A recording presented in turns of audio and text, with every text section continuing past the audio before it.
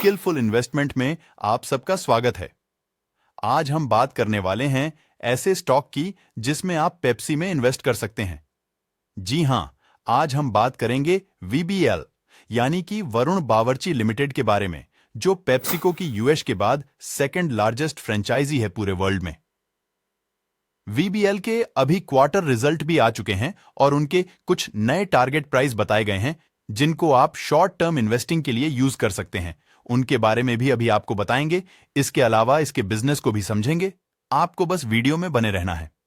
और हां, आप लोगों के कमेंट आते हैं कि वीबीएल के शेयर तो लगभग 1600 के आसपास था, लेकिन वह अचानक 800 के आसपास कैसे आ गया। तो इतना करेक्शन इस स्टॉक में क्यों आ गया? तो देखिए, इसमें घबराने की बात कोई नहीं है।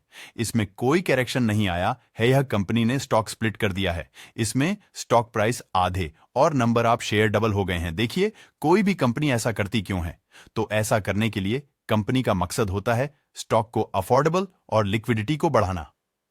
और अमूमन ये सभी कंपनियां करती हैं जिसमें इन्वेस्टर का इन्वेस्टेड अमाउंट से ही रहता है, मतलब कोई नुकसान नहीं होता है। अब प्रश्न उठता है, हम वीबीएल के बारे में क्यों बात कर रहे हैं? तो देखिए, पूरे एफएमसीजी सेक्टर में वीबीएल एक अकेला ऐसा शेयर है जिसने मल्टीबैगर रिटर्न दिए हैं पिछले 1 साल में, और ऊपर से स्टॉक स्प्लिट होने के बाद इसमें और भी ज्यादा लोगों का इंटरेस्ट बढ़ गया है। और आप यह नहीं जानते कि बीबीएल करती क्या है। जैसे हमने आपको बताया कि यह पेप्सी की फ्रेंचाइजी ऑन करती है। इंडिया में अभी वीबीएल के जो अलग अलग प्रोडक्ट हैं उसके बारे में भी हम आपको बता देते हैं, क्योंकि जब हम रेवेन्यू के बारे में बताएंगे तो वह अलग अलग प्रोडक्ट के सेगमेंट वाइज में बटा होगा। तो देखिए, वीबीएल के 15 से ज्यादा पेय पदार्थ हैं, जिसमें carbonated soft drink, sport drink, package drinking water और डेयरी बेस्ड बेवरेजेस है। कार्बोनेटेड सॉफ्ट ड्रिंक में पेप्सी, माउंटेन ड्यू, मिरिंडा आदि जैसे प्रेशियस ब्रांड है। जूस बेस्ड ड्रिंक की बात करें तो इसमें ट्रॉपिकना 100%, ट्रॉपिकना डिलाइट, स्लाइस और 7 अप, निम्बोज जैसे ब्रांड है। और इनके स्पोर्ट ड्रिंक और पैकेट ड्रिंक वाटर में एक्यूफिना और एनर्जी ड्रिंक में स्ट्रिंग जैसे ब्रांड है, जिसका विज्ञापन अपने टीवी पर देखा होगा। और इसके अलावा लिप्टन आइस टी और डेयरी बेस्ड प्रोडक्ट है जो आपके मोबाइल स्क्रीन पर दिख रहा है। यदि हम सेगमेंट वाइज प्रोडक्ट सेल्स की बात करें तो 17% कार्बोनेटेड सॉफ्ट ड्रिंक से है, 23% पैक ड्रिंकिंग वाटर से है और 7% नॉन कार्बोनेटेड बेवरेजेस का है। अगर हम रेवेन्यू की बात करें तो 80% रेवेन्यू इंडिया से और 20% इंटरनेशनल मार्केट से आते हैं। इनकी प्रेजेंट इंडिया के अलावा नेपाल, श्रीलंका, मोरक्को, जाम्बिया और जिम्बाब्वे में है। तो अभी आपने देखा कि जो बीबीएल है वह पेप्सी पर अच्छे तरीके से डिपेंड है। अगर पेप्सी उनके साथ कॉन्ट्रैक्ट को तोड़ देती है तो फिर वीबीएल का क्या होगा? तो देखिए, ऐसा नहीं होने वाला है। पेप्सी और वीबीएल 1995 से काम साथ में कर रहे हैं और 2019 में अपने बिजनेस एग्रीमेंट को 2039 तक एक्सपेंड कर दिया है। अब यहां तक आपने वीबीएल के बिजनेस मॉडल को समझ लिया होगा। अब चलिए इसके फंडामेंटल और फाइनेंशियल एनालिसिस को भी जान लेते हैं। वीबीएल का कंपाउंड सेल्स ग्रोथ 5 इयर्स का 27% है और कंपाउंड प्रॉफिट ग्रोथ 5 इयर्स का 49% का है। स्टॉक प्राइस केजीआर 5 इयर्स का 51% का है।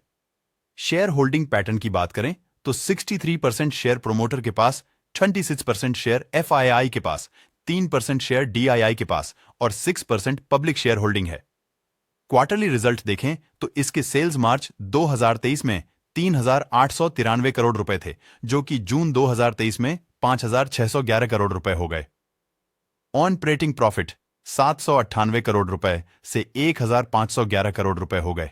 नेट प्रॉफिट 439 करोड़ से 1,005 करोड़ रुपए हो गए।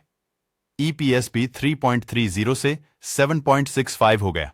डेब्ट ऑन इक्विटी रेशियो 0.72 है, जबकि पीबी रेशियो 17.6 है। मतलब शेयर अपने पीवी वैल्यू से 17.6 गुना अधिक पर ट्रेड कर रहा है। आपने देखा कि इसका फंडामेंटल भी अच्छा है। अब हम इसके फ्यूचर प्रोस्पेक्ट की बात कर लेते हैं, जो कि फंडामेंटल एनालिसिस का सबसे महत्वपूर्ण हिस्सा है। वीबीएल अपने डिस्ट्रीब्यूशन रीच 3 मिलियन आउटलेट से 3.5 मिलियन आउटलेट तक ले जाने वाले हैं। इसके अलावा स्ट्रिंग एनर्जी ड्रिंक को आउटलेट में एक्सपेंड कर रहे हैं। साथ ही डेयरी प्रोडक्ट, स्पोर्ट ड्रिंक और जूस सेगमेंट के एक्सपेंशन पर भी इनका फोकस है। 6 एग्जिस्टिंग प्लांट मैक्स पेंशन किए हैं, यूपी और महाराष्ट्र में नए प्लांट सेटअप करने वाले हैं। इन सबको ध्यान में रखकर आप अपनी रिसर्च पर लॉन्ग टर्म इन्वेस्टमेंट कर सकते हैं।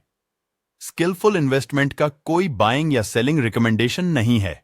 यदि यह वीडियो आपको यूजफुल लगी हो तो इस वीडियो को लाइक और चैनल को सब्सक्राइब कर दें, जिससे हमारे चैनल को ग्रो होने में सहायता मिलेगी। वीडियो देखने के लिए बहुत बहुत धन्यवाद।